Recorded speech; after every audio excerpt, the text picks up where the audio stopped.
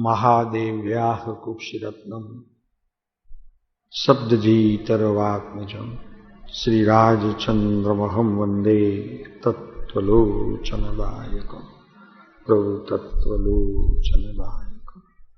ओम सदात्मस्वरूपम्। श्रीमद् राजचंद्र वचनामृत मोक्षमाळा ग्रंथ स्मृतिमां રહેવા યોગ્ય વાક્યો।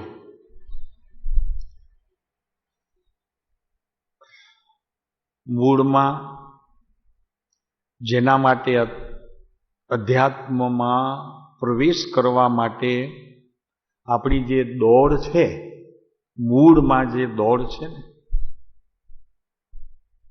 એ તો બહાર છે જ નહીં। બહાર તો ક્યાંય છે નહીં વસંતજીભાઈ, બહાર ક્યાંય નથી।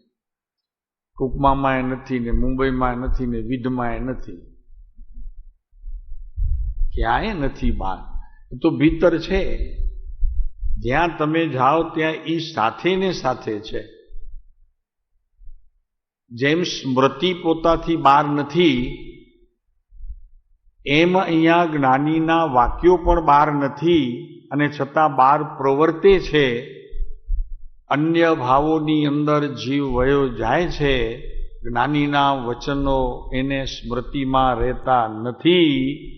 એમ અહીંયા તું આત્મા માટે અનંત કાળથી જે બહાર દોડે છે, તો બહાર તો એના માટે દોડવું પડે કે જે દૂર હોય તારાથી, એના માટે દોડ હોય। દોડ કોના માટે હોય કે આપણામાંથી અહીંયાથી છૂટી અને એ વસ્તુ ક્યાંક બહાર વહી ગઈ હોય તો એની દોડ હોય। નહીંતર શેની દોડ છે અત્યારે? ભ્રમણા, ભ્રાંતિ, એના માટે દોડ હોય જ નહીં પ્રભુ। સ્મૃતિ લેવી પડે આત્માની। એનો અર્થ તો એ થયો કે દેવગુરુ શાસ્ત્ર પોતાથી દૂર છે, ઘણા લાંબા વહ્યા ગયા છે, માટે મને એને સ્મૃતિમાં લેવા પડે અને એની સ્મૃતિ થતાં હું ધર્મમય થઈ ગયો। અગર તો ધર્મમય મારું જીવન ચાલે છે, એવા પ્રકારની ભ્રમણામાં જીવ અનંત કાળથી રાચે છે। વસ્તુ તો પોતાની પાસે છે, આપણી અંદર જ છે। એના માટે શું બહાર દોડવું? પણ છતાં દોડીએ છીએ। એમ સ્મૃતિ પણ વહી ગઈ નથી, પણ એ સ્મૃતિનું ક્ષેત્ર વયું ગયું છે। સમજાય છે? જ્યાં જ્ઞાનીના વચનો એ સ્મૃતિમાં રહેવા જોઈએ, એના બદલામાં એ સ્મૃતિએ પોતાનું સ્થાન બદલી અને અન્યને સ્મૃતિમાં રાખે છે અને એને યાદ કરતો નથી। જો એને યાદ કરે તો એ સ્મૃતિમાં તો છે, ક્યાંય ગયો નથી। ગયો છે? ગયો છે શાંતિભાઈ? ગયો છે ક્યાં? આ જાશે એક દિવસ, આ દેહમાંથી જાશે, દેહમાંથી એક દિવસ જાશે, પણ એ સ્મૃતિને તો ત્યાં પણ લઈ જશે। પછી જે કુળમાં, જે જ્ઞાતિમાં એ જન્મ્યો હશે તો ત્યાં તો વળી પાછી જેમ સમજણો થશે એટલે એ ફરી પાછી સ્મૃતિ બધી આવતી જશે અને જૂની ભૂલાતી જશે। આ જે જૂનું ભૂલાય છે ને, આ ઈ છે, ઈ જૂનું છે। કોણ? જેની પાછળ તમે દોડ કરીને અહીંયા કૂકમાં આવો અને અહીંયા મળશે એમ માનો, એ તો તમારી પાસે છે, તમને છોડીને ક્યાંય ગયો નથી। એની વાત ચાલે છે।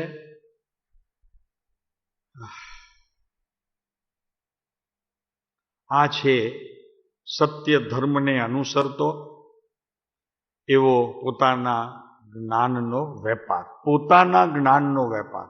કેમ કે બીજાના જ્ઞાનના વેપારમાં જે દિવસે તું જોડાયો તે દિવસે બહુ તો તું પુણ્ય ઉપાર્જન કરીશ, પણ તારા જ્ઞાન સાથે તું જે દિવસથી જોડાયો તે દિવસે અને તે દિવસથી તારું ધર્મમય જીવન શરૂ થઈ ગયું. ઉધારું જ્ઞાન કાર્યકારી ન થાય. જ્ઞાન તો પોતાનું હોવું જોઈએ, પોતાનું પોતીકું હોવું જોઈએ. કોક સમજાવે ને હું સમજું એ તો ઉધાર થઈ, ઉધારું જ્ઞાન થયું. આમ જેમ આપણે નાણાં લીધા હોય કોઈની પાસેથી તો આપણને તો સતત ચિંતા તો રહેતી હોય કે આ પાછા આપવા છે. એમ અહીંયા કોઈની પાસેથી જ્ઞાન લીધું હોય તો એ જ્ઞાન કોઈકની પાસેથી લીધું ને તો પાછું આપવું પડે. અને જો પાછું ન આપીએ તો આપણું જ્ઞાન આવે જો કદાચ બહાર તો રાખવું ક્યાં? કારણ કે જે સ્થાન ઉપર જ્ઞાનની જગ્યા હતી એ સ્થાને તો કોઈકને ગ્રહણ કરી લીધું. આ આપે છે ને ભાઈ, જ્ઞાનની વિધિ કરે છે ને, જ્ઞાન આપ્યું. હવે જ્ઞાન આપ્યું તો ખરું, પણ એનું છે એનું શું કરશો? કાં તો એનું લઈ લો તમે, એનું જે અજ્ઞાન છે એ તમે લઈ લો અને પછી જ્ઞાનની સ્થાપના કરો તો તે યોગ્ય પણ છે. અગર ઠીક છે તમે અજ્ઞાન ન માનો તો એનું જ્ઞાન એની પાસે છે તો એ તમે લઈ લો ને પછી તમે આપો. જેની તમે શ્રદ્ધા કરાવવા ચાહો છો એ વ્યક્તિનું જ્ઞાન, પણ એ પડ્યું છે એનું હું? કોઈ પૂછે છે આટલા બધા બેરિસ્ટરને, વકીલોને, LLB ને, એન્જિનિયરને, કોઈ પૂછે છે તો કે મારું જે છે એનું હું થશે? પણ પેલા એ તો કયો, એને ક્યાં રાખું? એ આપ લઈ લો તો આપો તો ખબર પડે. માણસ જાગ્રત એક થાય ને તો એની જોડે બીજા પણ થોડાક વિચાર કરવામાં પડે. પણ અહીંયા તો બધું ચાલે છે આંધળે આંધળું, એટલે જ્ઞાન.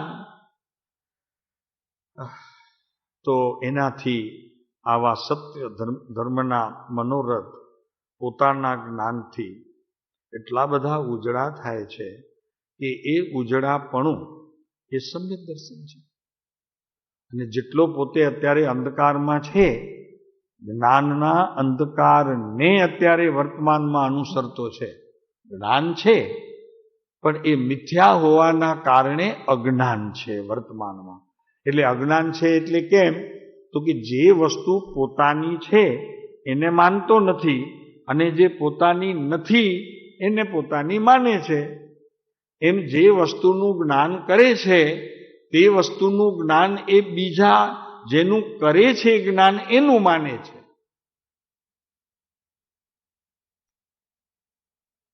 આ જે જ્ઞાન થયું મને અત્યારે, તો અત્યારે અમે ઓળખીએ શાંતિભાઈને, તો એ શાંતિભાઈનું જે જ્ઞાન થયું તો શાંતિભાઈનું જ્ઞાન મારામાં આવ્યું. વાત બરોબર? બરોબર ને? નથી બરોબર, બરોબર નથી. શાંતિભાઈનું જ્ઞાન મારા પાસે ન આવે, મારું જ્ઞાન શાંતિભાઈને ઓળખવામાં જરીવાર રોકાયું, પણ પાછું તો એ મારી પાસે જ સમાયું. હવે મારી પાસે જેવું સમાયું તેવું હું કંઈક શાંતિભાઈ છે. મુશ્કેલ છે આ બધી વાતો. મારું એટલે મારું બસ, પછી કોનું બી નહીં.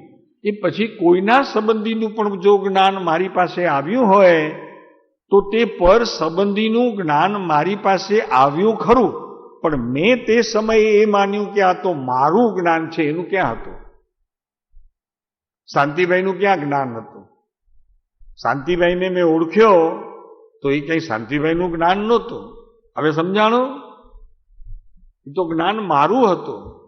એમ અનંતકાળથી આ જીવ કેટલાય સ્મૃતિમાં સાંભળેલા ધર્મના અર્થો, ક્રિયાઓ, હવે અત્યારે સત્સંગ કરે તો જ્ઞાનીઓના વચનો,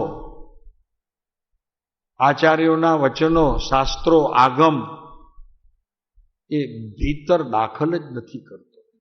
બહારમાં જ એનો વેપાર ચાલે છે. આ બહારમાં વેપાર ચાલે છે ને, અને એનું ફળ મનુષ્ય ભાવ પરી મળે ને ક્યારે? તો એ ક્ષયોપશમ શક્તિ ત્યાં ખૂટે. ઉઘાડ રૂપ જે પોતાનું જ્ઞાન છે એ ખૂટે, ઓછું પડે. કેમ કે જ્યારે એનું શ્રવણનું કાર્ય ચાલતું હતું, એટલે કે જે સમયે જ્ઞાનીના વચનોનું શ્રવણ કથન ચાલતું હતું, તો તે સમયે મેં એનો ઉપયોગ સાચવ્યો નહીં, એને લક્ષ્યમાં લીધું નહીં. એટલે કે માત્ર કર્ણપટ પર અથડાયું અને જવા દીધું, એને ભીતર ઉતાર્યું નહીં. એટલે સંસ્કાર આપણા ઊંડા પડવા જોઈએ તે પડ્યા નહીં, માત્ર ઉપર ઉપર રહ્યા. અને એને કારણે ફરી પાછું જ્યારે આ દેહ છૂટે એની સાથે આ સંસ્કારોનું પણ મૃત્યુ થઈ જાય છે. કોક સંસ્કાર નીચે ઉતર્યા હોય. એ કેવા ઉતર્યા હોય? જે સંસ્કાર નીચે ઉતર્યા હોય ને બીજા ભાવમાં આવે એ કેવા પ્રકારના હોય? અહંકારના, મમકારના. જેટલું મેં મારાપણું માન્યું હોય ને એ બધું હારે આવે. અને આ જ્ઞાનીના વચનો કે કોઈ પર પદાર્થ તારો હોઈ શકે નહીં, એ ખાલી કર્ણપટ પર અથડાઈને પાછા જતા રહ્યા, એ ભીતર ઉતર્યા નહીં. એટલે જ્યાં જન્મ લીધો ત્યાં ફરી પાછો આ મારા ચાલુ થઈ ગયું. સમજાણો? પણ જો એ સંસ્કાર ઊંડા ઉતર્યા હોય તો પરમ કૃપાળુ દેવની જેમ થાય કે સંસારમાં રહ્યા છતાં પણ પોતાના કહેવાતા કોઈ પણ સગા વાલા સ્નેહી કુટુંબ બાળકો પિતા માતા એને પોતાના માન્યા નહીં. હવે જ્યારે માન્યા નહીં તો કોને પોતાના માન્યા? નવીનભાઈ, કોને પોતાના માન્યા? તો કે મારો આત્મા એક જ ઈ મારો, એના સિવાય કોઈ મારું હોઈ શકે નહીં. એમ આખી સ્મૃતિ તાજી થતા કૃપાળુદેવ જાતિ સ્મૃતિ જ્ઞાનને પામ્યા. પૂર્વના 800 ભવોનું એક ધારું આમ જ્ઞાન ફિલ્મની પટ્ટીની જેમ સામે આવ્યું.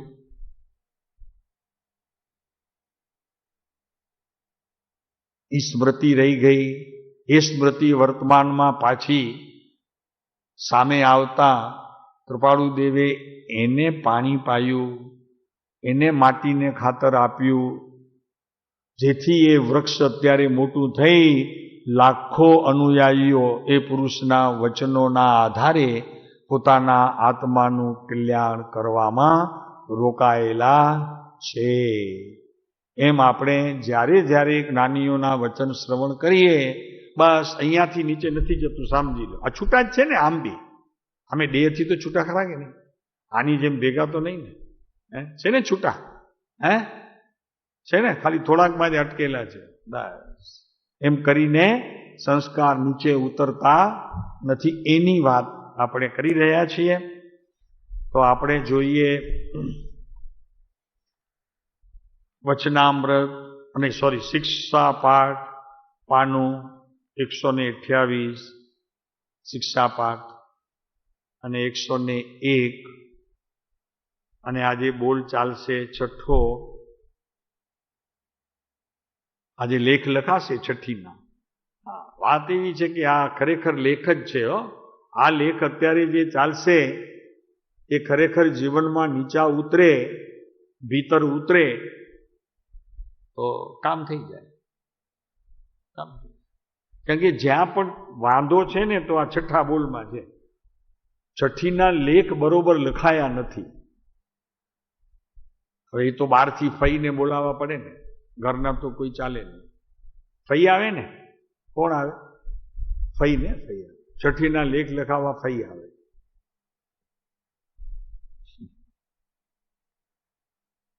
ઇન્દ્રિયો તમને જીતે,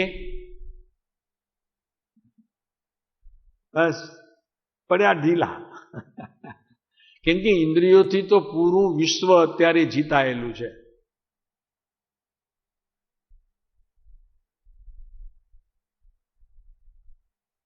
જીતી ઇન્દ્રિયો જ્ઞાન સ્વભાવે, અધિક જાણે આત્મને. ઇન્દ્રિયો પણ જેણે જીતી છે ને એ પણ જો પોતે મદમાં આવી જાય કે મેં ઇન્દ્રિયો ઉપર વિજય મેળવ્યો છે તો એને પણ આત્મા હાથ વગો થતો નથી. જીતી ઇન્દ્રિયો જીતાય છે, એની સાથે જ્ઞાન ઉભરે છે. જેના દ્વારા એ જીતાયો એનો જો મહિમા નહીં તો સુરવીર થાય, તપમાં, ધ્યાનમાં, યોગમાં શરીર ઘાડી નાખે એને ધર્મ માને. જીતી ઇન્દ્રિયો જ્ઞાન સ્વભાવે, પણ જ્ઞાન સ્વભાવથી ઇન્દ્રિયો તો જીતાય પણ મહિમા જ્ઞાનનો હોય. ઇન્દ્રિયોનો જીત ઇન્દ્રિયોની થઈ છે માટે મેં જીતી છે એવો અહંકાર સાધુ સંતોને પાડી દે છે. હાય હું જંગલમાં વિચરું છું, એક ટાઈમ આહાર લઉં છું, ફળ ફૂલ ઉપર આખી જિંદગી કાઢી જાઉં, મને પરિગ્રહ નથી, હું નીચે ભૂમિ ઉપર શયન કરું છું, આ અવકાશ છે તે મારી ચાદર છે, ધરતી છે તે મારું શું છે પથારી, અને પથ્થરનો ઓશિકો લઈને હું સૂતો છું, નિષ્પરિગ્રહી છું. એવા પણ જીવે અનંતવાર મદ કર્યા છે. ખ્યાલ રાખો, આમાં કઈ નવું નથી. હું અહીંયા 4 મહિના રહી જાઉં કુકમામાં, જેથી મારું જીવન ધર્મમય થયું, ભ્રમણામાં નહીં રહેતા. ચેતવણી આપીએ છીએ અને આ ચેતવણી અમારી નથી, જ્ઞાનીઓની ચેતવણી છે. 4 મહિના રહેવું એ ધર્મ નહીં, આત્મામાં રહેવું એ ધર્મ છે. કાંતિભાઈ, 4 મહિના રહીએ આપણે, 5 મહિના, 8 મહિના, 9 મહિના રહીએ, એ રહેવું ક્યાં પણ ઘરમાં પોતાના ઈંટ માટીના પથ્થરમાં, એ રહેવું નહીં. એ કે છે ઇન્દ્રિયો તમને જીતે, પણ તમે ઇન્દ્રિયોને જીતો, બને એક જ છે. પણ એ જીત્યા પછી જો આત્મામાં રહેવાય તો સાચું સુખ, અને નહીં તો મદનું પાછું દુઃખ. મદ થયો ને કે મેં ઇન્દ્રિયોને જીતી લીધી, જો હું હવે સાચો સાધુ થયો, જંગલમાં રહું છું, કોઈને મળતો નથી, ખાવામાં પણ બસ આજ સાદું ખાઉં છું, એકદમ ફળ ફૂલ, વસ્ત્ર નથી, નગ્ન દિગંબર છું. એને અહીંયા દ્રવ્યલિંગી સંત કહેવામાં આવે છે. અને જૈન દર્શન એવાઓને વંદતો નથી. જે વંદે તે પણ મિથ્યા દ્રષ્ટિ, એને વંદના ન કરે હાથ જોડીને, એવા દ્રવ્યલિંગીને એને અહીંયા જૈન દર્શનમાં દ્રવ્યલિંગી પણ કહ્યું. એવું દ્રવ્યલિંગી પણ આ જીવને અનંતવાર આવી ગયું છે. શાંતિભાઈ, તમે બી હતા નગ્ન દિગંબર અવસ્થામાં, અમે જોયા જ તમને, અમે જોયા છે તમને, હિમાલયમાં બેઠા હતા. હા, બેને નહીં જોયા હોય, અમે જોયા જ તમને. હા, આમાંના ઘણાને ત્યાં જોયા છે, બધા હતા ત્યાં. એટલે તો આ યોગ મળ્યો છે, વાત ઈ કરવી છે. આ યોગ મળ્યો એનું કારણ ઈ છે. પણ ત્યાં રહી ગયા માનમાં, આટલું મેં જીત્યું, આટલું મેં આના ઉપર વિજય મેળવ્યું.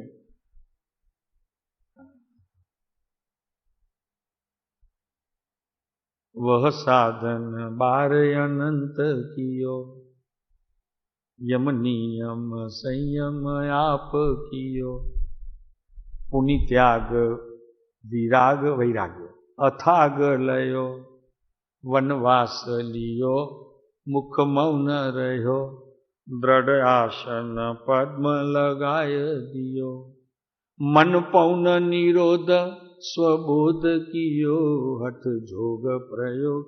આમ ટાંટિયા ઊંચા. પેલા તાપસ હતા ને ઋષભદેવ પાડે, આની સાથે ગૌતમ સ્વામી હતા ને, જ્યાં હતા ને ત્યાં તો પછી તાપસ બધા આવી રીતે કરતા હતા. અને ગૌતમ સ્વામી પહોંચ્યા, એ તો કિરણ આવ્યો એક ને વયા ગયા સીધા કૈલાસ ઉપર.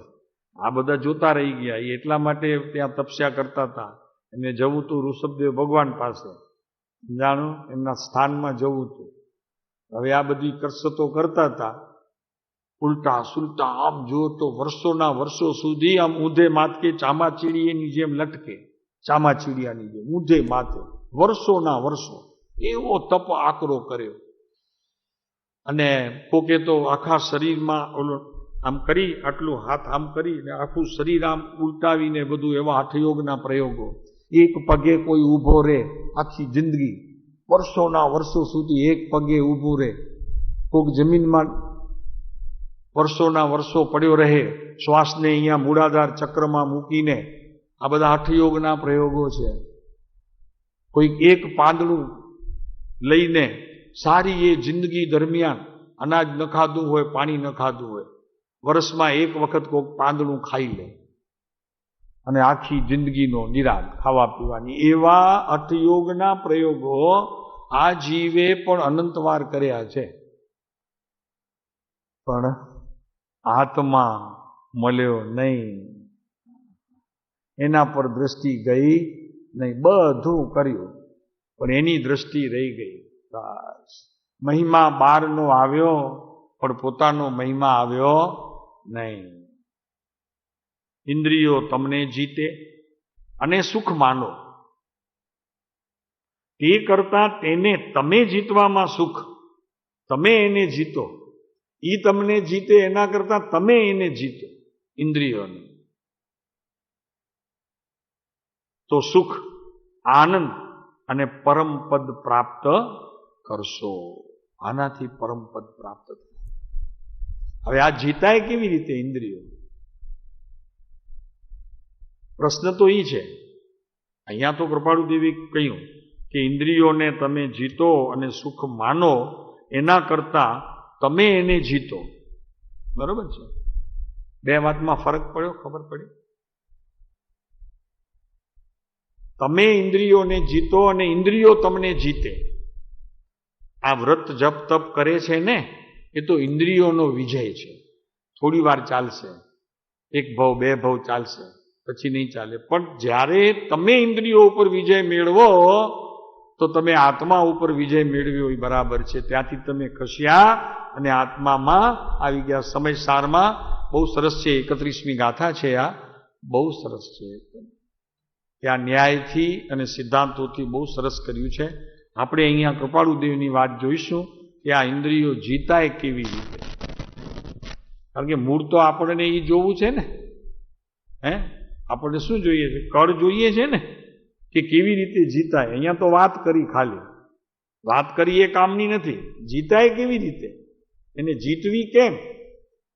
ઇન્દ્રિયો, જીભ, નાક, આંખ, કાન અને સ્પર્શેન્દ્રિય બધું ગમે છે ને? એના વિષયો તો બધા ગમે છે કે નથી ગમતા? ઓલા જીભમાં ઓલા ભાવનગરી ગાંઠિયા આવે તો ગમે કે નહીં શાંતિભાઈ? અને બહેનોને ઓલું કંઈક અથાણું બથાણું બનાવ્યું હોય ઉનાળામાં, કટકી ને છુંદા ને કેરી અથાણા ને, જરા ભલે ને જૈનો ના ગોળ તેલ ભેગું ન કરે તો પણ એટલું તો જોઈએ કે નહીં? ઘરમાં સાવ ન હોય અથાણું એ તો ન ચાલે. તો કે અમે જૈન અથાણું બનાવીએ છીએ. જૈન અથાણામાં શું મહેશભાઈ? કે તેલ અને ઘી ભેગું ન હોવું જોઈએ, એ જૈન અથાણું. બાકી બીજા બધા મસાલા ચાલે, પણ ઘરમાં જોઈએ. જમવામાં અથાણું જરૂર જોઈએ, ચટણી જરૂર જોઈએ, લીંબુ જરૂર જોઈએ, કોથમીર જરૂર જોઈએ, આટલું બધું તો બહારમાં, પાપડ જરૂર જોઈએ, આટલું તો બધું જરૂર જોઈએ.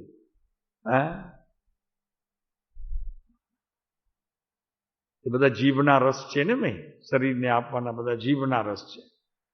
અને 1 કલાક જ્ઞાનીના વચનો સાંભળે તો ક્યારેક જોકું બી આવી જાય. મનપસંદ વિષય ન હોય ને આત્માની વાત ચાલતી હોય ને આપણે વાંચી ન હોય, એના સંબંધીનો વિચાર ન કર્યો હોય, રુચિ ન હોય, રસ ન હોય, તો ઊંઘ પણ આવી જાય, જોકું આવી જાય એક. પણ કદી એવું થયું છે કે જમતા જમતા ઊંઘી જાઓ છો?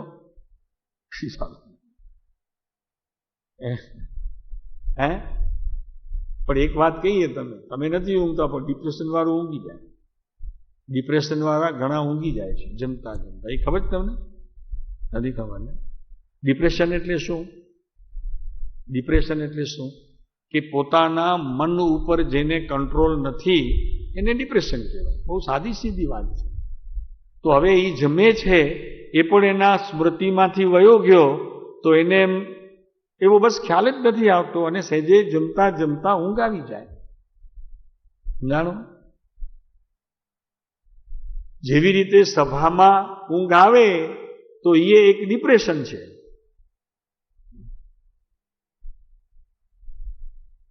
કેવું ઈ છે, તમને જો અહીંયા ભગવાનના વચનોની વાતમાં રસ ન પડે તો એનો અર્થ એ છે કે તમારું મન થાકી ગયું છે, હવે બીજો કંઈ પણ નવું આહાર લેવા માટે ઇઝ આર નોટ રેડી એમ કહેવામાં આવે ને. હા, ઇટ્સ નોટ રેડી, એટલે એ હવે તૈયાર નથી બીજું કાંઈ લેવા માટે. તો શું લે? તો કે એનું જે મુખ્ય કાર્ય છે કે ઊંઘી જવું. મન ઊંઘે પછી જ આપણે ઊંઘીએ છીએ. જોજો તમે, ચિંતા જ્યાં સુધી હોય ત્યાં સુધી ઊંઘ આવે નહીં. ઘરવાળા પૂછે કોરો ચિંતા કર્યો તા, પૂછે નિધર નથી અચે. શેની ચિંતા છે, તમને ઊંઘ નથી આવતી? તો ચિંતા મુક્ત જેવું મન થાય થોડીક વાર, એટલે પડ્યું છે હો પણ તમારા સુધી નથી પહોંચતું. ચિંતા મુક્ત થઈ જાય તો કામ થઈ જાય, પણ એમ નથી થતું, બહાર પડ્યું છે. પણ અત્યારે તમને જરાક થોડીક શાંતિ લાગે છે એટલે ઊંઘ આવી જાય. એમ અહીંયા સભામાં પણ જરી આપણને આપણું મન કોઈ પણ વાતને સ્વીકાર ન કરે, સમજે નહીં, વિચાર કંઈ લાંબા ચાલે નહીં, એટલે સહેજે સહેજે એને રુચિ અને રસ જે મનને હોવા જોઈએ એ ન હોતા જ્ઞાન સુધી તો પહોંચ્યા નથી, હજી મન સુધી છીએ, ચિત્તને મન સુધી. એટલે તરત જ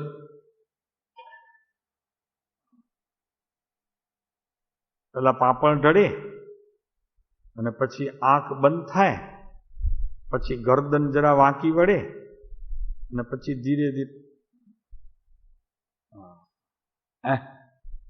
અમે ઘણાને વળી સભામાં કહીએ તો કે કેમ ઊંઘ આવી? તો કે ના ના જાગું છું. હવે મારા ભાઈ, એક તો ઊંઘ લેવી ને ઉપરથી ખોટું બોલવું. એટલે એનો અર્થ શું છે કે આપણે જે કાંઈ અત્યારે શ્રવણ કરીએ છીએ એમાં જરી રસ ઘટે ને તો તરત જ મન સ્વીકારે નહીં ને. તો મન પડ્યું નવરું, નવરું પડ્યું એટલે એને મજા પડી એટલે સહેજ સરી જાય પોતામાં. હવે 688 પાનું છે, આપણે જરા એને વશ કરવું કેવી રીતે એની વાત આવે છે. આ 5 ઇન્દ્રિયોને કેવી રીતે વશમાં લેવું.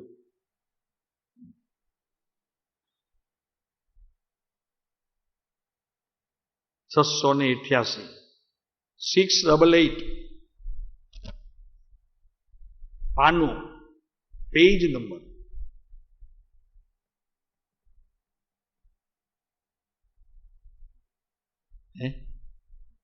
હે 688.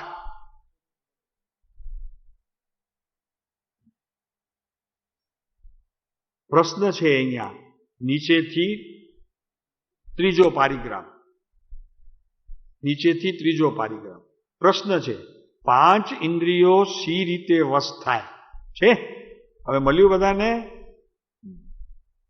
તો ઉત્તર આપ્યો છે કે વસ્તુઓ ઉપર તુચ્છ ભાવ લાવવાથી. કોઈ પણ વસ્તુ પર જ્યારે રુચિ અને રસને પ્રીતિ હોય છે એના પ્રત્યે તુચ્છ ભાવ કરવો. સાહેબ કેવી રીતે થઈ શકે? શક્ય છે જ નહીં.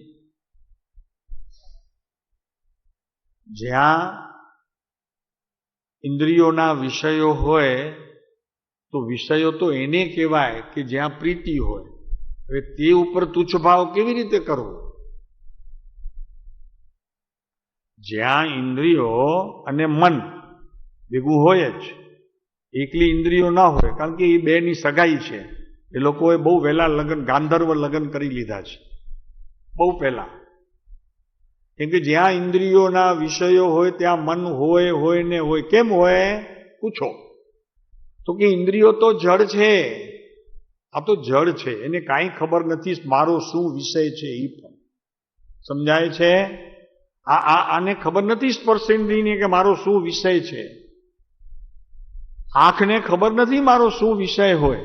કાનને ખબર નથી, જીભને ખબર નથી, નાકને ખબર નથી, ત્યાં મન હોય અને હોય જ. હવે જ્યાં મારું મન હોય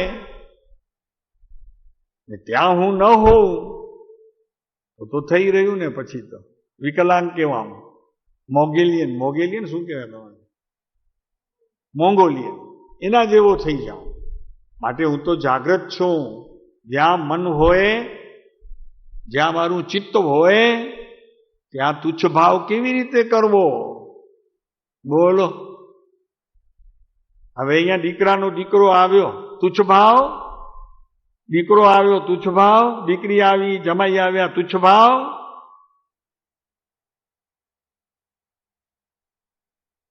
તો કે સાહેબ એને ઇન્દ્રિયોનો વિષય કેમ બનાવો છો? એને 3 પ્રકાર છે ઇન્દ્રિયોને જીતવાના. એક છે દ્રવ્ય ઇન્દ્રિય, એક છે ભાવ ઇન્દ્રિય, અને એક છે એને અનુસરતા વિષયો એટલે કે પરભાવ. એ 3 ઇન્દ્રિયો છે. પરભાવો દ્રવ્ય ઇન્દ્રિય, આ દ્રવ્ય ઇન્દ્રિય કહેવાય. આ દ્રવ્ય ઇન્દ્રિય, આ દ્રવ્ય ઇન્દ્રિય, આ દ્રવ્ય ઇન્દ્રિય, આ દ્રવ્ય ઇન્દ્રિય, આંખ દ્રવ્ય ઇન્દ્રિય અને સ્પર્શ દ્રવ્ય ઇન્દ્રિય. સમજાણો? અને ભાવ ઇન્દ્રિય શું છે? ભાવ ઇન્દ્રિય શું છે? પોતાનું જે ક્ષયોપશમ જ્ઞાન છે ને, એને અહીંયા ભાવ ઇન્દ્રિય કહેવામાં આવે છે. ક્ષયોપશમ જ્ઞાન અત્યારે મનથી ચાલે છે, એટલે મારું જ્યાં મન છે ત્યાં ભાવ ઇન્દ્રિય છે. એ સમજાય? આ ભાવ ઇન્દ્રિય. અને પછી પરભાવો, એક મારો સ્વભાવ છોડીને બાકી કોઈના પ્રત્યે જ્ઞાન અને દર્શન જ્યારે પ્રયાણ કરે તેને અહીંયા પરભાવ ઇન્દ્રિયો કહેવામાં આવે છે. અને વાત તો એવી છે મજાની, આ ત્રણેયને એક સામટા જવા દે એવી વાત છે. આ ત્રણેયનું એક સામટા એને અગ્નિદા આપી દઈએ એવી વાત છે. આ 3 ભાવ ઇન્દ્રિય, દ્રવ્યેન્દ્રિય અને પરભાવ. સમજાણું? ભાવ ઇન્દ્રિય સમજાણી. જેટલો આપણો જ્ઞાનનો ઉઘાડ છે એ ઉઘાડને અનુસરીને આપણે જેટલું પ્રવર્તીએ એને ભાવ ઇન્દ્રિય કહેવાય. દ્રવ્યેન્દ્રિય આ રહી, આ બધી દ્રવ્યેન્દ્રિય છે, એ જવાની છે ભેગી બે સાથે, એ કઈ જીવંત નહીં રહે, એ રાખવી કામ ના આવે. અને પરભાવ, પર વસ્તુ સંબંધીમાં પોતાપણાની માન્યતા, એને પણ ઇન્દ્રિય કહી છે. હવે આ 3 ઇન્દ્રિય કેવી રીતે જાય એનો સરવાળો એક જ વાતમાં આવી જશે. સાંભળવી છે કે ઉતારવી છે? ઘડે ઉતારવી છે કે સાંભળવી છે? અઘરું તો છે ભાઈ, અમે નથી ઉતારી શકીએ, આપ ઉતારી શકો તો ભાગ્યશાળી. બહુ અઘરી છે. જ્ઞાનીઓ પણ જલ્દી તો ન ઉતારી શકે. ક્યારેક તો એમને હજી ઉદયમાં હોય ને તો ધક્કા મારવા પડે. આપ કહો છો અમે ઉતારી શકીશું તો ભાગ્યશાળી, વંદનીય. ભાગ્યશાળી નહીં, આપ ભાગ્યશાળી અને આપ બીજાઓ દ્વારા પૂજનીય. વાસ્તવિકમાં વાત તો એવી છે કે ઇન્દ્રિયોના કોઈ પણ વિષય મારામાં છે જ નહીં. ઇન્દ્રિયોના વિષયને હું અનુસરું એવું કોઈ અનુસરનારની ક્રિયા મારામાં છે જ નહીં. ઓ નિરાંત થઈ ગઈ. થઈ તમને નિરાંત? બરાબર, ઢીલા પડી જશે. થઈ નિરાંત? મારા આત્મામાં એ સંબંધીનું કોઈ ન તો જ્ઞાન છે, ન તો દર્શન છે, કોઈ ન એનો વિષય છે કે ન એના સંબંધીનો કોઈ પદાર્થ છે કે ન એના સંબંધીનું કોઈ દ્રવ્ય છે. મારામાં દ્રવ્ય ઇન્દ્રિય નથી, મારામાં ભાવ ઇન્દ્રિય નથી, મારામાં પરભાવને જાણવાની કોઈ શક્તિ નથી. આ 3 મારામાં નથી તો નિરાંત ન થઈ તમને? લો બસ ને, પડ્યા ને ઢીલા. ચાલો, આ તો ગડબડ થઈ ગઈ. આ 3 છે જ નહીં મારામાં. એટલે શું? આ 5 ઇન્દ્રિયો મારી નથી, એમાંથી કોઈક ઇન્દ્રિય ખોટી થઈ જાય તો મને શું? મારી છે જ નહીં. એક આંખ હોઈ જાય તો વહી જાય, એમાં હું આમ. અને પછી બીજાનું ઓપરેશન કરાયું તો બીજી એ વહી ગઈ. યાર લ્યો બહુ સારું થયું, સાલું જોવાની માથાકૂટ ગઈ. માનો છો એમ? હા, આ સાલું કાનમાં સંભળાતું નથી. જે કોઈ મળે ને તો જરા મોટે સાદે બોલો ને, મને સંભળાતું નથી, સાલું આ જીવનમાં બહુ દુઃખ આવી ગયું.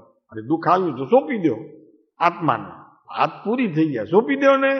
કે નથી શ્રવણ થતું, સંભળાતું નથી, ઓછું ઉપાધિ ઓછી એટલે હારું ને, હું હારું થયું ઉલટાનું, એમાં ખોટું શું થયું? આમે એ કઈ જડ ઇન્દ્રિય સાંભળી શકતી તો નથી. જડ ઇન્દ્રિયમાં તો સાંભળી શકવાની કોઈ શક્તિ તો છે નહીં, કારણ કે મરણ થયા પછી કાન પડ્યા છે, પણ એને કંઈ કહીએ તો સાંભળતો નક્કી થયું. જીવનો અહીંયાથી ડેડ થઈ જાય, આંખ પડી હોય, જોઈ શકે નથી, જોઈ શકે. જીભ છે, મોઢું છે, ખાઈ શકશે? આપણે એને હાથ લગાડીએ તો એને સ્પર્શિન્દ્રિયનો ખ્યાલ આવશે. એટલે એનો અર્થ શું થયો કાંતિભાઈ? કે ઇન્દ્રિયો તો શરીરની સાથે ડેડ થઈ ગઈ, તો એને કહેવાય દ્રવ્ય ઇન્દ્રિય. હવે દ્રવ્ય ઇન્દ્રિય મારામાં તો છે નહીં, કેમ કે મારામાં હોય તો મારી હારે ચાલે. એક વાત. બીજી વાત એમ છે કે આ ભાવ ઇન્દ્રિય છે, જેને ઉઘાડ રૂપ જ્ઞાન કહેવામાં છે. હવે એ મારી પાસે રહેશે નહીં. આ પાંચ ઇન્દ્રિયોનો વિષય જશે મારી પાસેથી. ક્યારે જશે સાહેબ? તો કે સીધો તું એકેન્દ્રિયમાં ઉપજાવ વાળો છો. સ્પર્શ ઇન્દ્રિય રહેશે, ચાર ઇન્દ્રિય બીજી રહેશે નહીં. હું કરીશ? સીધો ત્યાં ઉપજવાનો છે તો એકેન્દ્રિયમાં. ચાર ઇન્દ્રિયો ગઈ, કેમ કે તારી હતી જ નહીં. એટલે આવી કે ઇન્દ્રિયોનો વિષય મારા સ્વરૂપમાં નથી જ, તો પછી તે ઇન્દ્રિયોના વિષયો મારી પાસે ઉગ્ર હોય, તીવ્ર હોય, મધ્યમ હોય, મંદ હોય, મારે શું?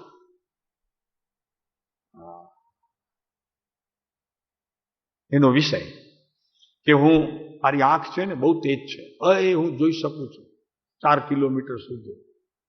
ને તેમાં વળી કોઈક અમારા જેવું ઉભું ચાલે. અમારી તો હવે ચશ્મામાં બહુ નથી લાંબુ નજર પડતી, તો દુઃખનું કારણ થયું કે નહીં? સાંભળીએ નહીં અને આમ કાન ધરવા પડે તો દુઃખનું કારણ થયું કે નહીં? હા, હાલું નાકમાં કઈ સુગંધ અત્યારે વહી ગઈ છે તો હવે જરા દુઃખનું કારણ થયું કે નહીં? કારણ કે પહેલા માણસ જમવા બેઠો હોય તો પહેલા નાકથી ઘણું ખાઈ લે. હવે હાલું આપણું તો એ સ્વાદ ગયો નાકથી ખાવાનો. અચ્છા, મોઢામાં પણ પાણી આવે તો હવે ઓલો રસ છે ને આપણો, એ રસ પણ હવે ઓછો થઈ ગયો, એટલે મોઢામાં પાણી નથી આવતું કે વસ્તુ વધુ મીઠી લાગે. આપ એમ સમજો છો કે આપમાં જો એ રસ ઉત્પન્ન ન હોય ને ભીતરનું, તો રસોઈમાં તો કોઈ સ્વાદ જ નથી. હું વાત કરો છો? આ તમારી ભુજની દાબેલીમાં કઈ સ્વાદ જ નથી. મરી ગયા. આ શ્રીખંડમાં ને દૂધપાકમાં ને ઓલા મોદકમાં ને કઈ સ્વાદ છે જ નહીં. પ્રસન્નજીભાઈ શું કરશો? ખાશું કે છોડી દેશું? હવે સ્વાદ નથી ત્યાં કઈ સ્વાદ નથી એમાં. મરી ગયા ચાલુ. હવે આ કેમ નું કરવું? આ થેપલા સારા મળે છે ને ત્યાં મહિલા મંડળમાં, પણ એમાં કાંઈ નથી, સ્વાદ છે જ નહીં. આજે રસોઈ બહુ સારી બની, આજે શાક એકદમ સારું બન્યું, આજે આ બહુ સારું. અરે પણ એવું એમાં છે જ નહીં. તો હવે શું કરવું?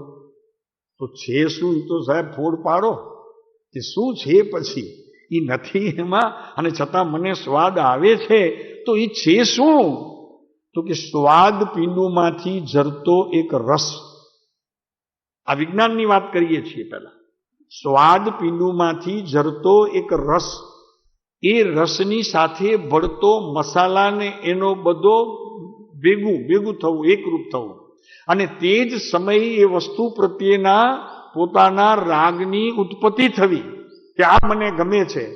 આ ત્રણનો સંયોગ થઈને સ્વાદ આવે છે. એમાં એક જો વયો જાય તો ગમે તેટલી વસ્તુ સુંદર હોય, પણ સ્વાદ પિંડુ બગડ્યું તો તમે ઘરવાળાને કહેશો હું બનાવ્યું છે, આ સાવ ઘાસ છે, મજા નથી આવતી. તો કે શું વાત કરો છો, બધા વખાડી ગયા ને તમે ના પાડો.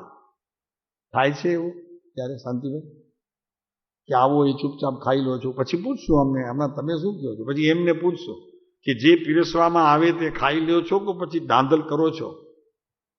સાચું કહેવાનું અહીંયા એમ પૂછશું પછી અમને.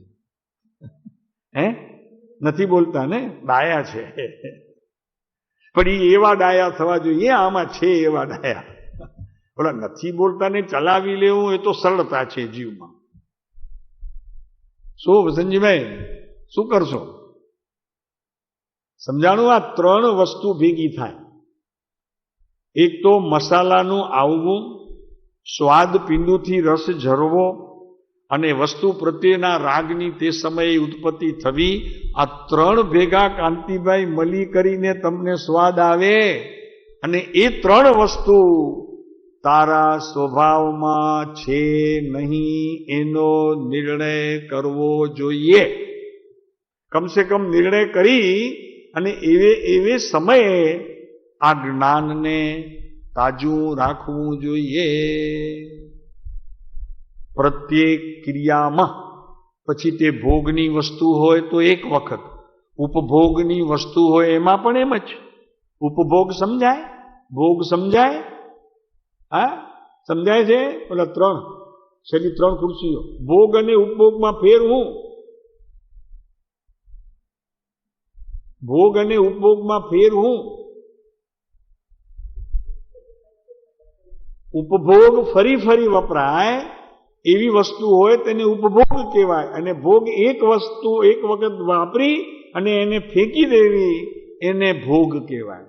શાંતિભાઈ લે, એક વખત એનો વપરાશ કરીને જેને ફેંકી દેવામાં આવે તેને ભોગ કહેવાય.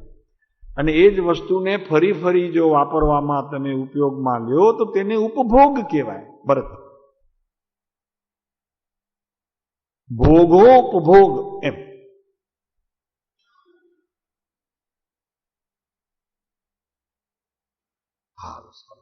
અને આ ભોગ અને ઉપભોગ તારા આત્મ સ્વભાવમાં એ વસ્તુ નથી, નથી, નથી અને નથી જ. આ તો આ બધું શેના કારણે થાય છે? તો કે વસ્તુ પ્રત્યેના રાગને કારણે.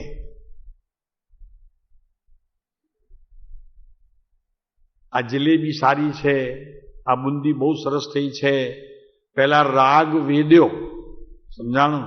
કે પેલા જે રાગ વેદ્યો ને પછી તેનો ઉપભોગ લીધો, એટલે એનો ભોગ લીધો, એનો ભોગ લીધો અને પછી રાખી મૂકી ફરી. તો ફરી એ જ વસ્તુને ઉપયોગમાં ફરી પાછી લેતા રહીએ. જ્યારે જ્યારે એ બુંદી હાથમાં આવે એટલે પહેલો સ્વાદ ખ્યાલ આવે. તો રાગ કાયમ રહ્યો. તો અહીંયા કે છે કે તુચ્છ ભાવ લાવવાથી, બીજા ઉપર તો તુચ્છ ભાવ તરત જ મૂકી દઈએ છીએ. અમારે જેની સાથે બહુ જાજો સંબંધ નથી, અહીંયા કૃપાળુદેવે આપ્યું છે દ્રષ્ટાંત કે ફૂલ સૂંઘવાથી તેની સુગંધી થોડી વાર રહી નાશ પામે છે અને ફૂલ કરમાઈ જાય તેથી કાંઈ સંતોષ થતો નથી. એ વાત તો બહુ સામાન્ય છે, આપણે ફેંકીએ દઈએ, એમાં કોઈ મોટી વાત નથી. એક ફૂલ લીધો ડોલરનો, નાકે લગાડ્યો, જેટલી વાર સુગંધ આવી એટલી વાર સૂંઘ્યું, પછી ડાકે લાગે કે હવે એ ગયું તો આપણે ફેંકી દઈએ છીએ. સમજાણું? એમ કુટુંબમાં જ્યારે કાંઈ પણ કજિયા કંકાસ થાય છે અને ઘરમાં કંઈક દાંડિયા રાસ શરૂ થાય તો એ દાંડિયા રાસ જ્યારે શરૂ થાય ત્યારે એને ઉખાડીને ફેંકી દેવું જોઈએ. કરીએ છીએ એવું? સમાધાન કરીએ, મનને મનાવીએ તો કે ચાલે, હવે બાળકો છે કરે તો શું થયું, આપણે તો એવું ન કરવું જોઈએ ને. પણ એ ઉખાડીને ફેંકી દે એવા જણા કેટલા, સંખ્યા કેટલી એટલી એવાની. તો કે બસ ઠીક છે, આપણું પૂરું થયું. હવે અમે અહીંયા ગૃહસ્થાશ્રમ છોડી બાળકોને કહીએ કે અમે હવે સંન્યાસ આશ્રમ લઈએ છીએ, ત્યાં અમારું શેષ જીવન નિવૃત્તિનું ગાળશું, તમે પણ સુખી રહો અને અમે પણ નિરાંતે ભગવાનનું નામ લઈ ને અમારાથી જેટલું પૂર્વભવનું ભાતું બંધાય તેટલું બાંધી ને અમે છૂટા થઈ જઈએ. કરે છે કોઈ આવું આ કાળમાં? વસંતજીભાઈ, કરકજિયા તો થાય, કરકસતા તો થાય ને, ઘરમાં હોઈએ તો વાસણ તો ખખડવાના જ છે. પછી તે દીકરો હોય કે પુત્રવધુ હોય, વાસણ તો ખખડે. પણ કોઈએ છોડ્યું, સંન્યાસવાસ ગ્રહણ કર્યો, એનો અર્થ એ છે કે હજી આ મોહનો પ્રકાર તળિયેથી જતો નથી. થોડોક સમય ખાલી વૈરાગ્ય આવે છે, એ ઉપરનું જેને સ્મશાની વૈરાગ્ય કહેવામાં આવે છે, બસ એટલું. તુચ્છ ભાવ નથી આવતો. અરે આ સંસારનું હરેક પદાર્થ તુચ્છ છે, હરેક પદાર્થ. અરે બહારથી પોતાનું તો નહીં, પોતાની તો વાત જવા દેવ તો પછી કરશો, પણ બહારની વસ્તુ પણ તુચ્છ છે, એ પણ છોડી શકાતી નથી. તો ભીતર મારી પાસે તો કેટલી તુચ્છતા રૂપ દિવસમાં કેટલા વખત હું મારા શરીરને અને મારી અંદર રહેલા મનના પરિણામોને અને મારી બુદ્ધિને કેટલા બધા તુચ્છ પ્રકારોના ભાવ લઈ કરીને હું સંસારમાં ફરું છું. એક દિવસ એવો આવતો નથી, એક સમય એવો આવતો નથી કે મને તુચ્છ ભાવ આવ્યો હોય પર પદાર્થ પ્રત્યે. અને એ તુચ્છ ભાવમાં તુચ્છતા ન હોય, ફેંકી દઉં એવો ભાવ ન હોય, પણ મારામાં નથી એ નિર્ણયથી તુચ્છ ભાવ આવે. તો કે મારામાં છે જ નહીં, પછી એને હું શા માટે રાગ અને મોહમાં મૂકું? એવો નિર્ણય કરીને એને છોડવામાં આવે છે. સમજાણું? જરી ફરીને, તુચ્છ ભાવ એટલે દ્વેષ નહીં.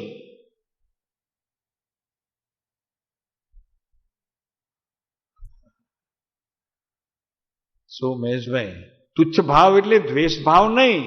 તુચ્છ ભાવ એટલે એ ભાવ કે એ વસ્તુ મારામાં છે જ નહીં, પર પદાર્થને, પર દ્રવ્યને, પર ભાવને ગ્રહણ કરવું મારામાં છે જ નહીં. એવી કોઈ એક પણ મારામાં કળ નથી કે આ જ્ઞાન આત્માના જ્ઞાન સ્વભાવે પર પદાર્થને, પર દ્રવ્યને, પર ભાવને, પર વસ્તુને એણે સાચવી હોય. મારી પાસે પુરાવો છે, તમારી પાસે પુરાવો છે, અમારી પાસે પુરાવો છે, આપણી બધાની પાસે પુરાવો છે, હોય તો કહેજો.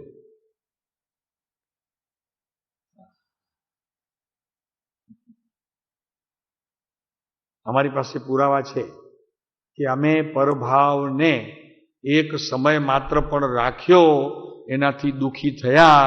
પર વસ્તુને રાખી મારી માની, એનાથી દુઃખી થયા. પણ એના પહેલા નિર્ણય હતો કે પર પદાર્થ આપણું થઈ શકે નહીં, માટે એ વસ્તુ પ્રત્યેનો મોહ અને રાગ ધીરે ધીરે ઘસાતો ગયો અને જીવન ચાલે છે. અને ખબર છે કે બસ પતી ગયું. ઋણાનું બંધ સાથે જેટલો સંબંધ હતો એટલો રહે, બધું ક્યાંથી રહે? એક સમય ન રહે. તો ત્યારે નિર્ણય કરવા કરતા અત્યારથી નિર્ણય કરો, હમણાં નિર્ણય કરો. એકલો આવ્યો છું ને એકલો જઈશ, કોઈ પદાર્થ મારું છે નહીં. અમરચંદભાઈ, કોઈ મારું નથી. આ દીકરીની ચિંતા કરતા હતા ને, દીકરાની બંનેની, તેમાં દીકરાનું તો થઈ ગયું, હજી દીકરીની ચિંતા ચાલે નહીં. ચિંતા કરો આત્માની. ચિંતા છોડી અને ચિંતવનમાં જોડાઓ, બાકી કાંઈ જ નથી. બધું અહીંનું અહીં છે. આ તો રોજ સાંભળીએ પ્રાર્થનામાં. જેને હજી સ્વભાવમાં દીઠતા હોય ને, તેમાં રોજ એક વખત નારાયણજી સામજીમાં હોય કે પછી બીજી ક્યાંય હોય, પ્રાર્થનામાં બેસવું. એ 1.5 કલાક તમારા માટે ઉત્તમ છે, બીજે ક્યાંય સમય ગાળવા કરતા. કેમ કે કાંઈક એમાંથી એવો બોધ આવશે જે આપને કાર્યકારી થશે. એ ભક્તિ છે, એ પણ પ્રાર્થના. ત્યાં જઈને બેસી જવું, 1.5 કલાક ઊંઘ ન લેવી બપોરના સમય, ત્યાં જઈને બેસી જવું. પરત સમજાણું કે નહીં? આમાં કોઈ વસ્તુ કોઈની પાસે સદાકાળ રહેતી જ નથી, સિવાય પોતાનો જ્ઞાન સ્વભાવી આત્મા. એના સિવાય કોઈ વસ્તુ મારી પાસે રહેતી નથી. નિર્ણય છે પાકો. તો અહીંયા એ વાત કરે છે તુચ્છ ભાવ. તુચ્છ ભાવનો અર્થ દ્વેષ નહીં. મારામાં પર પદાર્થનો પ્રવેશ જ નથી, એ તુચ્છ ભાવ. કેમ કે હું પરને ગ્રહણ કરી શકું નહીં.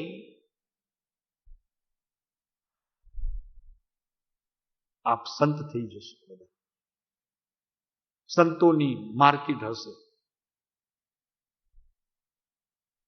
આજ તો શીખવું છે આ પુરુષ પાસે, બીજું શું શીખવું છે?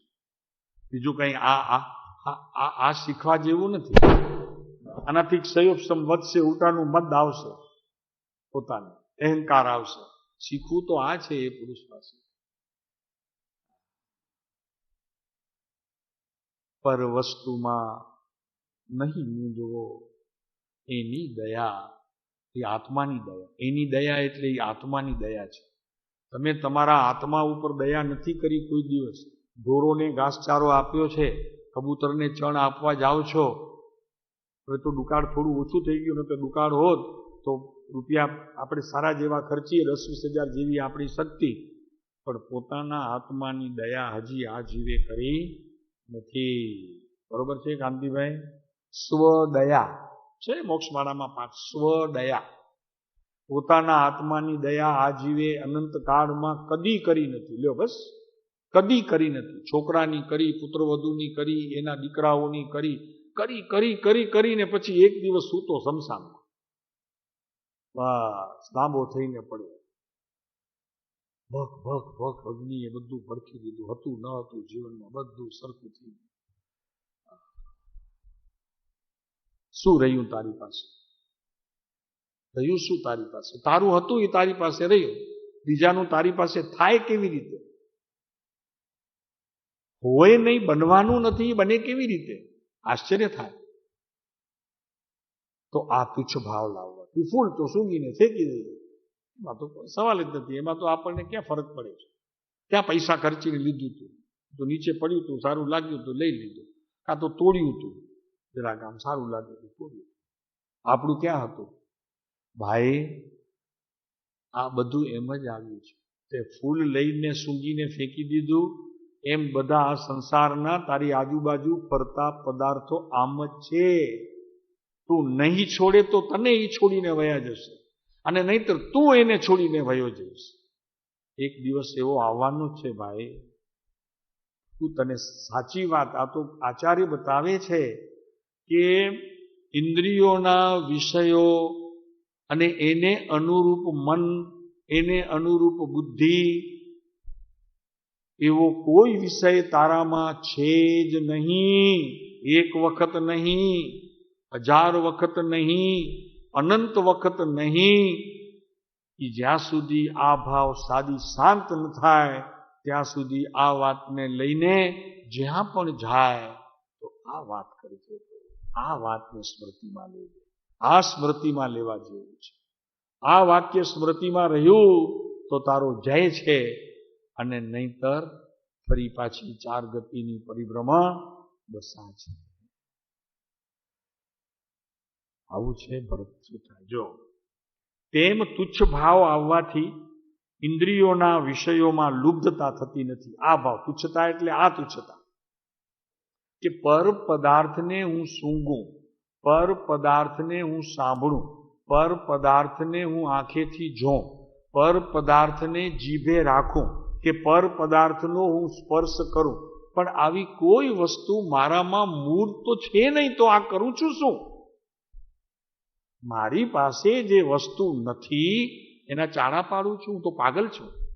પાગલ છું, મારામાં અક્કલ નથી, હું ગાંડો છું. આ ગાંડા વેળા કરું છું.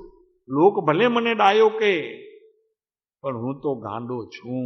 એક વખત નહીં, દિવસમાં 1000 એટલા પાગલપણના મને એટેક આવ્યા કરે છે. સમજી લેજો, આ પાગલપણના એટેક છે, અને છતાં હું ડાયો માનું છું. કોને? મને પોતાને. બરોબર છે શાંતિભાઈ? હે, શું કે નહીં ડાયો? કોઈ આપણને કે ગાંડો તો ગાઢ લાગે કે નહીં? અને જ્ઞાની ગાંડો કે તો એની પાસે બીજી જો કે જવું નહીં. બીજી ઘણી દુકાનો છે. આપણને ગાંડો કે એની પાસે ક્યાં જવું? નહીં, ઘણી દુકાનો છે, ચાલો ને ત્યાં. આપણને સારું સારું કે ત્યાં જવું. એમ લોકો અનંત કાળથી પરિભ્રમણ કરે છે. નહીં તે ભગવાનના સમોષણમાં અનંત કાળમાં શું ક્યારે નહીં ગયો હોય? શું ભગવાનને જોયા નહીં હોય? ભલે ઘણી વાર નહીં ગયો હોય, પણ ક્યારેક તો ગયો હશે કે નહીં? તો ત્યારે એ આ ભગવાન છે એવું એને કેમ પોતાના જ્ઞાનમાં બેઠું નહીં? આ તો દેવોની રચના છે. બધી વાત ખરી કરી એને, ખોટું નથી બોલ્યો. છે તો દેવોની રચના, પણ ભગવાન દેવની રચના નથી. ભગવાનની દેવની રચના નથી, એનો વૈભવ દેવની રચના છે. એને વૈભવ જ જોયો, ભગવાનને તો જોયા કીધી.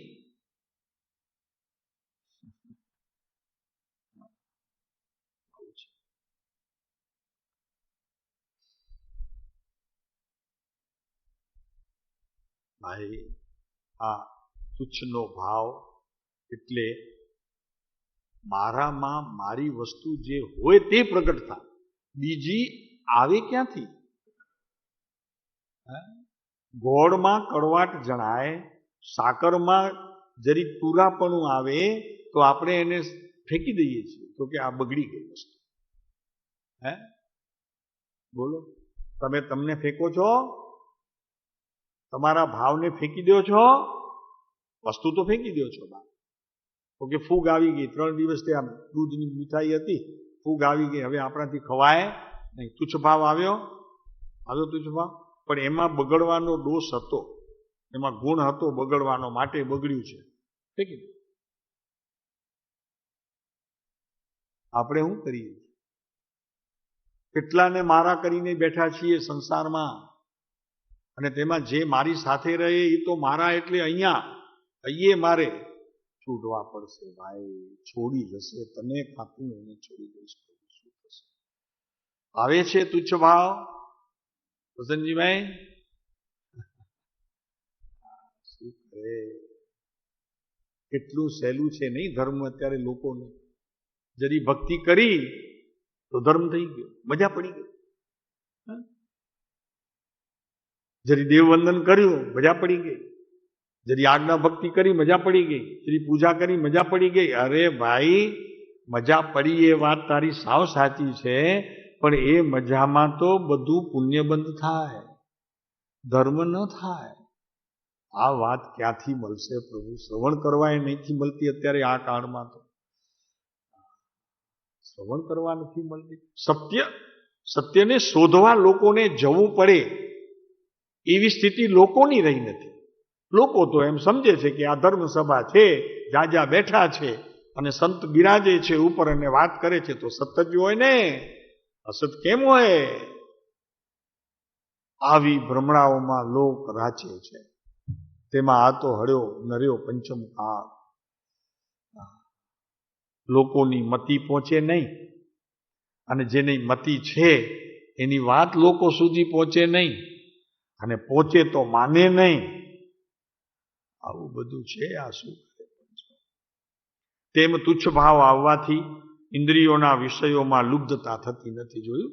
તુચ્છ ભાવ આવે એટલે ઇન્દ્રિયોના વિષયમાં તુચ્છ ભાવ આવતા પછી ભાસતું નથી. એમ કુટુંબના, સમાજના, ધનમાં, મારાપણામાં જેટલા માન્યા હોય એટલા બધા ઉપર તુચ્છ ભાવ. અગર મોહનો મંદ પ્રકાર, તીવ્ર નહીં, તીવ્ર તર નહીં, તીવ્ર તમ નહીં. આ બધા મરવાના ધંધા છે, 484માં ફરવાના. તીવ્ર નહીં, તીવ્ર તર નહીં, તીવ્ર તમ નહીં. ધીરે ધીરેથી ઠીક છે હોય. કારણ કે અનાદિના સંસ્કાર છે, તો એક ધારા એક સામતા તો નીકળશે. સમજાય છે? એક ધારા એક સામતા તો નીકળે નહીં, ધીરે ધીરે નીકળશે. તો મંદ પ્રકાર, કે ભાઈ ત્યારે સમજણ સાચી લઈ લેવી કે ભાઈ ઠીક છે, ચાલો અત્યારે છે, મારાપણું માનવાપણું છે, મોહને કારણે આ બધું થાય છે. હા, પણ નહીં, મારા તો હોઈ શકે નહીં, ખરેખર મારા જ છે. નહીં, હવે આમાં નહીં સમજાય. મારાપણા હોઈ શકે નહીં, પણ મારા જ છે એમ માનવું. એ મારા છે, બરાબર સમજાણું? આમાં મારા જ છે એમ તો હોઈ શકે નહીં, પણ છે મારા જ.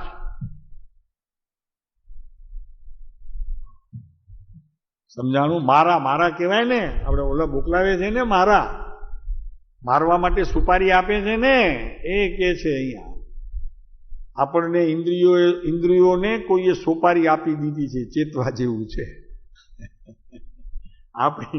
આપણી કોઈકે સોપારી આપી દીધી છે મારવાની, એનાથી આપણને જાગતા રહેવાનું છે. મૂળ છે હો પ્રભુ, આ બધું મૂળમાં છે. આ બધા જે આપણે અત્યારે અહીંયા કરી રહ્યા છીએ ને એ આ સમજવા માટે સમજાણું. વિશેષ કરીને ઘરથી છૂટ બહાર રહીએ છીએ ને એટલું કારણ શું છે કે જેટલા દૂર રહેશો ને એટલો એટેચમેન્ટ ઓછો રહેશે. સમજાય છે શાંતિભાઈ? સમજાય છે બેનોને?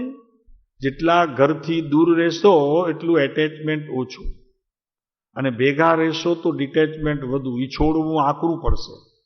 એટલે 50 વર્ષે ભરત મહારાજાએ જે સંન્યાસ આશ્રમ નક્કી કર્યું છે કે 50 પૂરા થાય 51મું બેસે એટલે વનમાં વહી જવું. એના પાછળ કારણ એ છે મૂળ કે તારું ભવ સુધારી લે.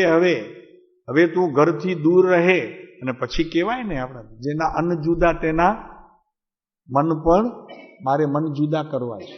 શું કેવું? મારે મનનો જે લગાવ છે એને મારે જુદું કરવું છે. દીકરાને કહી દેવું તું તારું ઘર વસાવ, રે સુખી, અમને અમારી રીતે આશ્રમમાં જીવવા દે. પણ લોકોને ક્યાં સૂઝે છે? દોડા દોડ ને ભાગમ ભાગ. સારા કપડાં પહેરીને મંદિરમાં જવું, સારા કપડાં પહેરીને ભક્તિમાં જવું, સારા સારા ગીત ગાવા, સારા સારા વાજિંત્ર બધા ભેગા કરવા. હે, મૂળ ક્યાં છે પ્રભુ? આ વાત ક્યાં છે? ઓહો, ઠીક છે અમરચંદભાઈ, તમે તો ઘણું બહાર સાંભળી આવ્યા. હા, પેલા તો સાહેબ પાસે છુપા છુપા આવતા હતા, ખબર જ ન પડી અમને. 10 વર્ષ તો એ વાણિયા છે કે ગુજરાતી છે, કચ્છી છે કે ગુજરાતી છે, એ અમને ખબર 10 વર્ષ સુધી ન પડી. આપ માનશો? લાલજીભાઈના ઘરે આવે, બેનશ્રી આપણા ઓલા જયાબેનના ઘરે આવે, હીરજીભાઈના ઘરે આવે, અમે તો એમ તો કોઈ ગુજરાતી છે આવે છે, શ્રવણ કરીને વયા જાય, કોઈની જોડે બોલે નહીં. અમને તો એમ સમજતા હતા 10 વર્ષ સુધી કે આ કોઈ ભાઈ આવે છે, સારું લાગે છે, શ્રવણ કરે છે ને પછી વયા જાય છે. એ તો પછી ઓલા આપણા વિમળાબેન, એમનું જ્યાં સંબંધ તમારી સાથે કંઈક થયું, કંઈક કુટુંબમાં લેતી દેતી થઈ, તો પછી વિમળાબેને કીધું કે એ તો તમારી પાસે વર્ષોથી આવે છે, જે અમારા વેવાઈ થયા છે એ. મેં કીધું હું વાત કરો છો? અમે તો ખબર જ નથી. પછી ખબર પડી. હમણાં તો વળી પાછા જઈ આવ્યા ઘણી જગ્યાએ. છે આવું ત્યાં સમણમાં મજા કરો, ભક્તિ કરો, ભાવ કરો, બસ તમારું કલ્યાણ થઈ જશે. અરે ભાઈ, આપણને અધિકાર નથી કોઈકના ભવ લૂંટવાનો. વાત તો સાચી કરો.